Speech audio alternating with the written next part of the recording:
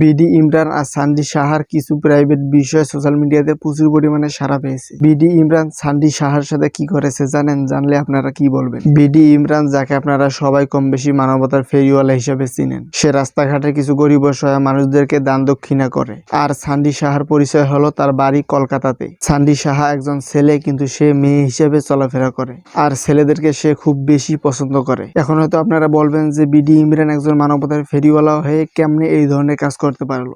এই বিষয়টা ভাবতেও কেমন জানি লাগে। বিডি ইমরান এই ধরনের একটি কাজ করার সময় হয়তো তার মাথায় ছিল না যে সে সোশ্যাল মিডিয়াতে কি বিষয় নিয়ে কাজ করে। সে যদি এই ধরনের কাজ করে আর এই বিষয়টা যদি মানুষ জানতে পারে তাহলে তার অবস্থাটা কি হবে, সেই বিষয়টা একবারও হয়তো কল্পনা করে দেখে নাই এই কাজটা করার সময়। চলেন আপনাদেরকে আসল তথ্য দেই। আর চ্যানেলে নতুন হলে অবশ্যই আমাদের এই ছোট্ট চ্যানেলটি সাবস্ক্রাইব করে পাশে থাকবেন, একটিকে লাইক করবেন আর ভিডিওটি শেয়ার করে সবাইকে দেখার সুযোগ করে দেবেন। এই সান্ডি সাহা বিডি ইমরানের ভালো ভালো কাজগুলোকে পছন্দ করত, সেই জন্য মূলত বিডি ইমরানের সঙ্গে যোগাযোগ করে বলে যে আমি তোমার সঙ্গে দেখা করতে চাই। দেখা করার পর তাদের দুইজনের মধ্যে একটা ভালো সম্পর্ক হয়। তারপর একদিন হঠাৎ করে সান্ডি সাহার সঙ্গে দেখা করতে যায় বিডি ইমরান। ইমরান যেয়ে দেখে সান্ডি সাহা আর তার সাথে থাকা কিছু লোক, তারা সবাই মিলে জুস আর অন্য জিনিস খাচ্ছিল। তাদের সঙ্গে ইমরানও কিছুটা খায়। খাওয়ার পর আর কি সান্ডি সাহা বিডি ইমরানকে একটা লিফকি দেওয়ার সময় সান্ডি সাহা তার মোবাইলে একটা পিকচার তুলে রাখে। পরে বিডি ইমরান সান্ডি সাহার মোবাইল থেকে ওই পিকচারটি জোর করে ডিলিট করে দেয়। তারপরেও যে কেমনে আর কি ওই পিকচারটি সোশ্যাল মিডিয়াতে প্রচুর পরিমাণে সাড়া পায়, এই বিষয়টা বিডি ইমরান কখনো কল্পনা করতে পারে নাই যে এই ধরনের একটি কাজের জন্য তার 5 বছরের ক্যারিয়ারটি শেষ হয়ে যাবে। এই বিষয়টি সোশ্যাল মিডিয়াতে আসার পর আর কি বিডি ইমরানের পরিবারও এই বিষয়টা জানতে পারে, এমনকি দেখতে পারে।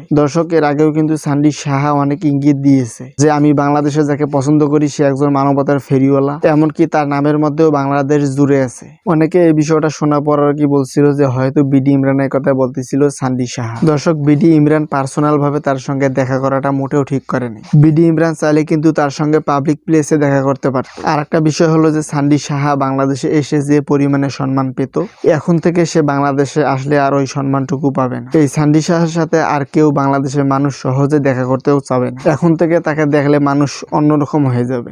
দর্শক, বিডি ইমরানের বিষয়ে কোনো কিছু বলার থাকলে অবশ্যই কমেন্ট করে জানাতে পারেন। আর চ্যানেলে যদি নতুন হয় অবশ্যই আমাদের ছোট চ্যানেলটি সাবস্ক্রাইব করবেন, একটি লাইক করবেন আর ভিডিওটি শেয়ার করে সবাইকে দেখার সুযোগ করে দেবেন। ততক্ষণ সবাই ভালো থাকবেন, সুস্থ থাকবেন। দেখা হবে নতুন কোনো ভিডিওতে। আল্লাহ হাফিজ।